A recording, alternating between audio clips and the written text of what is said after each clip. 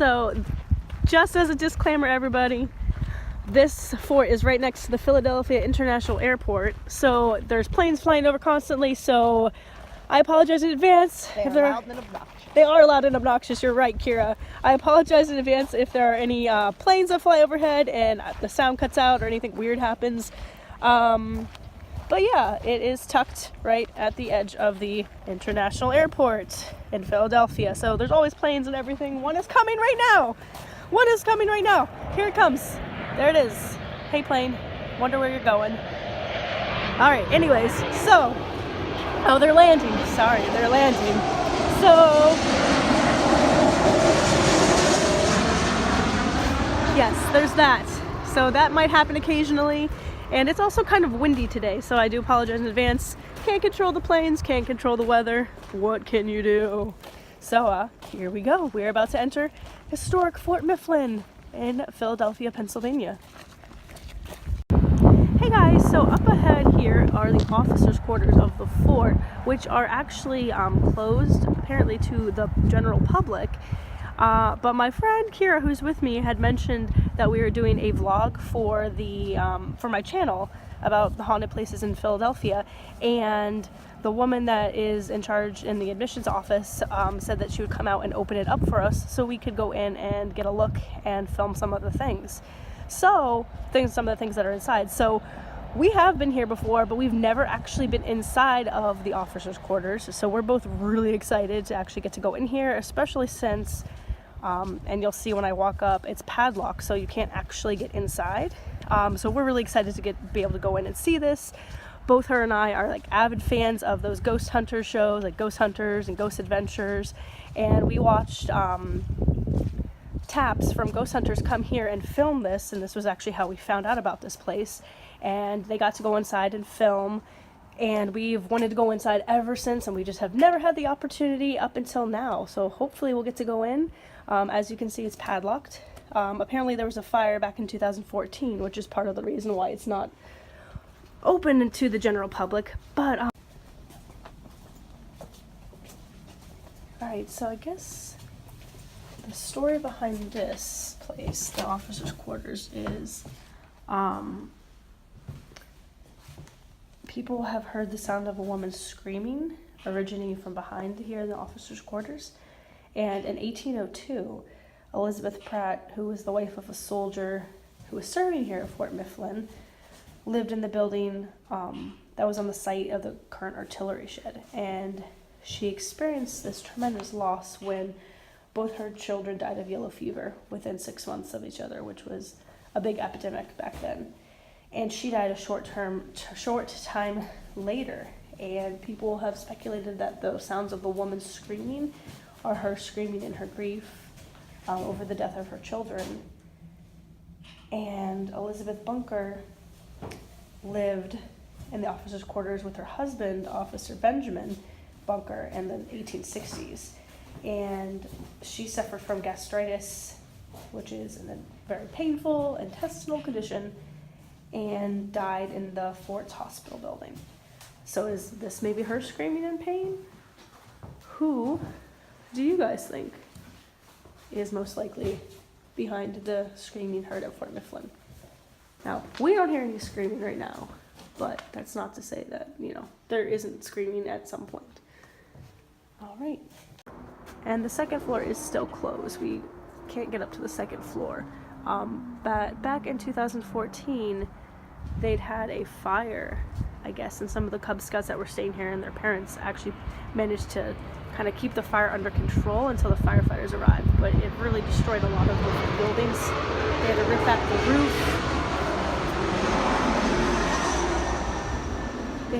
the roof. And the caretaker almost passed away. Luckily, there were people staying here, and they woke him up and saved his life. And we were told that he would have otherwise probably died from smoke inhalation. So, life works in mysterious ways like that, and it's pretty cool that they were here to help. But we can't go upstairs, and you might have seen in the video, they are still renovating and restoring where the fire damaged even 4 years later. So we're walking along the officers' barracks right now, or the soldiers' barracks, I'm sorry, the soldiers' barracks. And people have actually heard doors opening and closing by themselves here. They've heard the sound of footsteps above, and that area is off limits to the public, so nobody can actually go up there.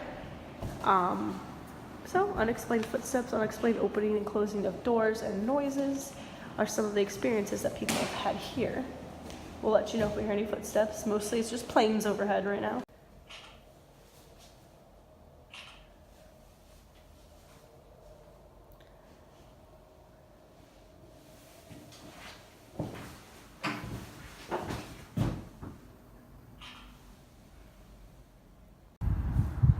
So we're about to enter the artillery shed where supposedly the sounds of children playing can be heard.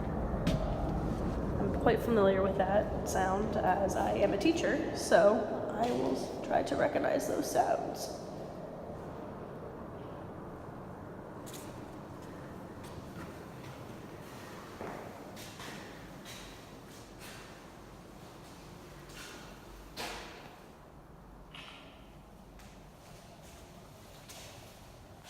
Alright guys, so this apparently is the Gunpowder magazine. That's what I was looking for. And the story behind this is apparently there was a group here that was touring at the fort, and a tour guide came out and started giving them some of the history of the fort. And when they checked back in with the front office, they said that there were no tour guides here that day. So here is the Gunpowder magazine. I'm assuming where they kept the gunpowder. And this is under a big, kind of underground, under a big hill. So, a little eerie.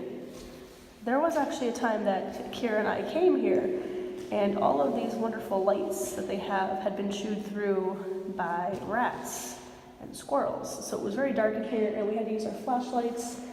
And it was much creepier. I mean, the feeling itself is still a little creepy, but it was even creepier back then. So, all right, here we go. Back out to the fort. This entranceway, little tunnel, is kind of creepy too. Here is the torpedo casemate. Take a look in here. The lights are working in here, which is good.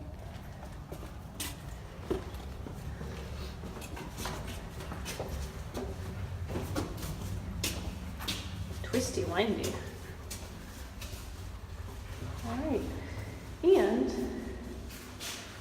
there's a big hole. Obviously it's blocked off, so nobody can get in there. All right, so I'm standing near a couple of the other casemates, a little bit higher up on a hill of sorts. And as you can see, it rained a lot recently. And this place is also famously known as, or infamously known as, I guess depending on how you want to look at it, Mud Island. And I'm sure you can see why. So here's another view. It's kind of cloudy out today. All right, so we're coming up on the casemates, and some of the things that have been reported to happen here are people will hear unexplained noises and see shadowy apparitions of soldiers still dressed in their uniform here, and taps from ghost hunters on the Sci-Fi Channel. I don't know if anybody else is a fan of them. Actually came here and they caught a heat signature of somebody standing in front of one of the old stoves. And there was nobody else in there, and the stove was giving off heat even though it was not lit and it wasn't on. So those are some of the things that people have experienced or seen here. And the feeling that you get when you're in here is, I don't want to say it's negative or threatening, but it definitely does feel like there's something else here. Some other energy left over. Doesn't really help much. All right, so here's one of the casemates. Kira has a flashlight she's using to kind of help. It's not helping too much, but that's okay. Kind of adds to the creepy ambiance, I guess. All right, back out into the hall or corridor. So it's not lit terribly well in some of the places. I don't know what this is for. Maybe some event that they're doing. I don't know.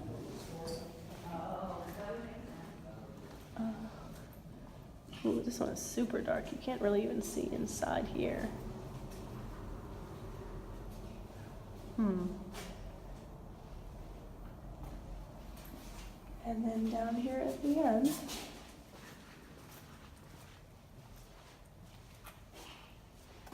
there's another casemate that's a little more lit. And it looks like someone was using a fire recently. But yeah, so I guess the Boy Scouts come in and sleep in here on the cots. I don't know about you guys, but I don't think I would ever want to spend the night here. I'm pretty superstitious, and I definitely believe in ghosts and all that kind of stuff, so with my luck, something would show up and scare the bejesus out of me, and I would run away screaming from the fort in the middle of the night.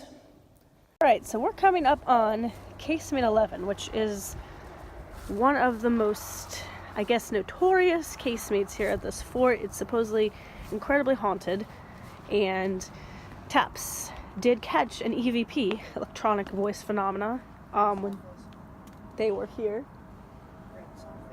And one of the investigators, lead investigators, Grant, saw a face in one of the little corners of the tunnel. So here we go, down into casemate 11. Kira hates casemate 11, so let's give her props, guys, for coming down in here with me, because I don't want to go by myself. Light is on. This is okay. It's so dark in here, guys. I don't know if you're actually gonna be able to see anything. Oh, dumped in a puddle. Oh, ew. No. Oh god, it's so creepy. It's really dark. You guys can't see anything. I'm sorry. Last time the lights were totally on, and now they're not. Shine your light down right here. Here's a creepy hallway. I'm not going in there. I'm not that brave, guys. Maybe if I had like a very tall man with me. A very tall man. And spiders everywhere. No, I'm not letting you take care of me. Alright, so here we go, guys. Following Kira with the light. Oh, I don't wanna. Alright.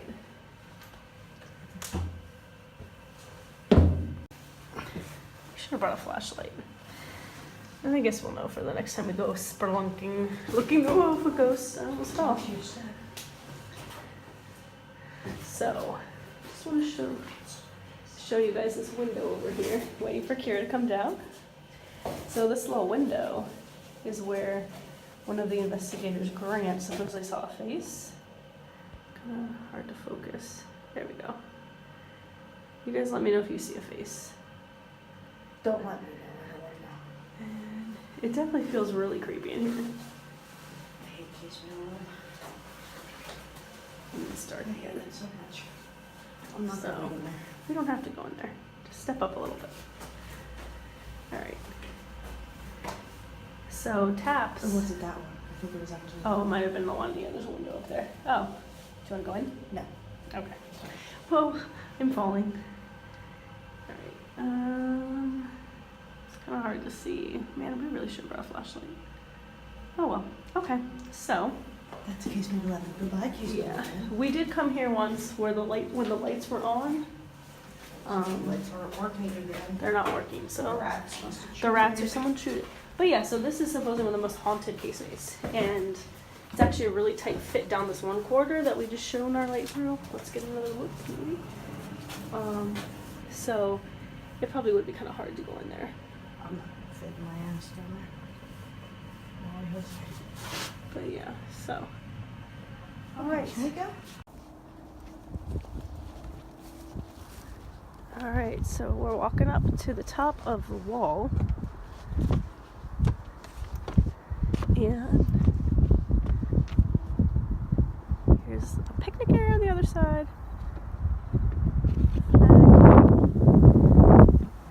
And I'm going to walk to the top of this hill / casemate so we can see the Delaware River.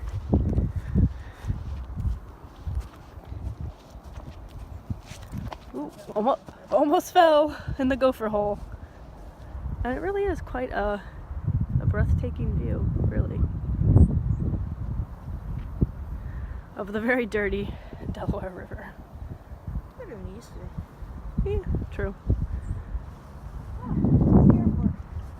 And yes, thank you, Kira. There is the airport on the other side, where all the planes have been flying. And the skyline of Philadelphia in the distance.